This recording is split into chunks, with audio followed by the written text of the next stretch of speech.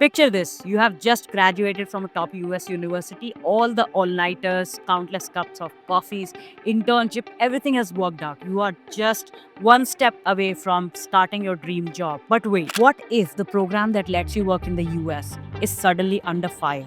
I'm talking about the optional practical training, and this is not hypothetical. Sounds scary, right? It's happening right now. Stick around in this video and we will discuss how it is going to impact you as an international student. अगर आप इस channel पे नए हो, मेरा नाम है Sheetal, I am the founder of ड्यूसपेड, जहाँ पे हम आपकी स्टडी अब्रॉड जर्नी को सिंप्लीफाई करते हैं. And why do I understand your pain points? Because I was once a student at Columbia University in New York, and I'm here to share all the guidance and tips that I encountered during my time in the US.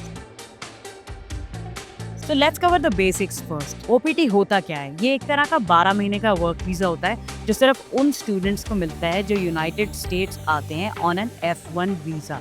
इससे आपको फ़ायदा ये होता है कि आप अगर US में एक डिग्री परस्यू करते हो तो उसके बाद आपको 12 महीने का मौका मिलता है कि आप अपने लिए एक स्टेबल करियर की शुरुआत कर सको यूनाइटेड स्टेट्स में. ये प्रोग्राम और भी फ़ायदेमंद हो जाता है उन लोगों के लिए जिनकी डिग्री स्टेम रिलेटेड है, क्योंकि उनको 36 मंथ्स का ऑप्शनल प्रैक्टिकल ट्रेनिंग मिलता है, जिसका मतलब ये है कि 3 साल का work visa just because you pursued a degree in the US. जो लोग इंडिया, चाइना या और भी अलग अलग कंट्रीज से आते हैं, specially the third world Nations, उनके लिए ऑप्शनल प्रैक्टिकल ट्रेनिंग एक बहुत बढ़िया प्लेटफॉर्म होता है to start their journey in the US as working professionals. यहाँ तक सब बहुत बढ़िया साउंड कर रहा है, राइट?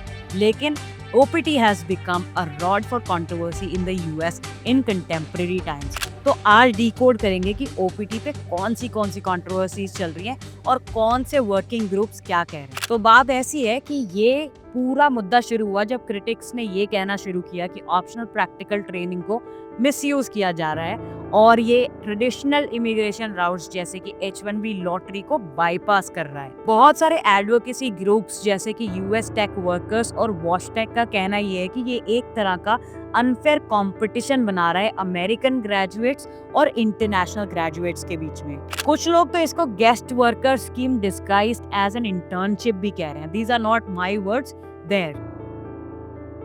पर रुको, बात यहीं पे खत्म नहीं होती है. क्रिटिक्स ये भी आर्ग्यू करते हैं कि इसको बिना कांग्रेशनल अप्रूवल के बनाया गया है, जिससे इसकी लीगैलिटी को भी क्वेश्चन किया जा सकता है. Similar to the deferred action for childhood arrival, जो कि एक और ऐसा प्रोग्राम था जिसको बिना कांग्रेशनल अप्रूवल के लिए बनाया गया था और उसको सिरे से खारिज कर दिया गया था. आपको पता है 2023 में Washington Alliance of Tech Workers ने इस प्रोग्राम को कोर्ट में भी चैलेंज किया था और रिजल्ट जान के आपको खुशी होगी क्योंकि कोर्ट ने OPT के फेवर में ही जजमेंट दिया था. तो इंटरनेशनल स्टूडेंट्स अभी फिलहाल एक चैन की सांस ले सकते हैं.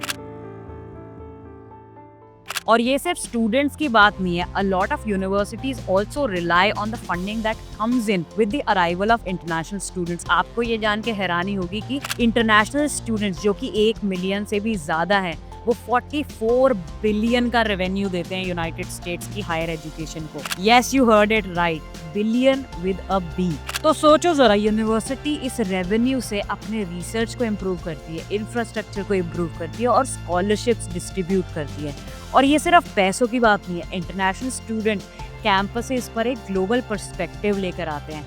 और सिर्फ ये ही नहीं, ये जो इंटरनेशनल स्टूडेंट्स हैं जो बाद में वर्कफोर्स को ज्वाइन करते हैं, ये हेल्थ केयर, टेक्नोलॉजी, इंजीनियरिंग और मेडिसिन जैसे प्रोफेशंस में एक अलग पर्सपेक्टिव देते हैं which is catering to the world that we live in. पर सब लोग ऐसा नहीं मानते. बहुत सारे पॉलिसी मेकर्स को ऐसा लगता है कि OPT को एलिमिनेट कर देना चाहिए, इसको बंद कर देना चाहिए ताकि अमेरिकन ग्रेजुएट्स के लिए जॉब सेव हो पाए. लेकिन एक दूसरा तबका ये भी मानता है कि OPT बेस्ट टैलेंट को अट्रैक्ट करता है फ्रॉम अक्रॉस द वर्ल्ड, जो कि इकोनॉमिक ग्रोथ के लिए बहुत ही ज्यादा जरूरी होने वाला है. इस डिबेट के कोर पे सिर्फ एक ही सवाल है कि यूनाइटेड स्टेट्स को फ्यूचर में कैसी वर्कफोर्स चाहिए. एक ऐसी वर्कफोर्स जो कि ग्लोबली कंपेटिटिव हो, डाइवर्स हो, इनोवेटिव हो, या फिर एक ऐसी वर्कफोर्स जिसने दुनिया के बेस्ट टैलेंट के लिए अपने दरवाजे बंद कर रखे. जिन लोगों को लगता है कि ऑप्शनल प्रैक्टिकल ट्रेनिंग सिर्फ स्टूडेंट तक ही लिमिटेड है, उनका सोचना गलत है, क्योंकि मेरे पर्सपेक्टिव में ये यूएस वर्कफोर्स की बात है. Because all the students who graduate from US universities and eventually join a job in the US, they are becoming a part of the US workforce.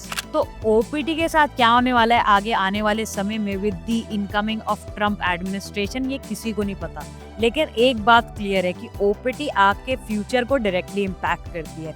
So all you can do is understand geopolitics and make informed decisions, because इस दुनिया में कोई भी decision ऐसा नहीं है जो international politics से इम्पैक्ट ना होता हो। मुझे कमेंट्स में ज़रूर बताओ कि आपको क्या लगता है, ओपीटी एक फेयर अपॉर्चुनिटी है या फिर एक अनवांटेड एडवांटेज। अगर आपके पास कोई क्वेरी है जिसके लिए आपको हेल्प चाहिए with respect to studying in the US, हमने एक गूगल फॉर्म का लिंक डिस्क्रिप्शन में डाला है। Please make sure you fill it and we'll get back to you with our experts and get you the help you deserve. Till then, stay safe, stay healthy, and we'll get back with another video to make your study abroad journey easier.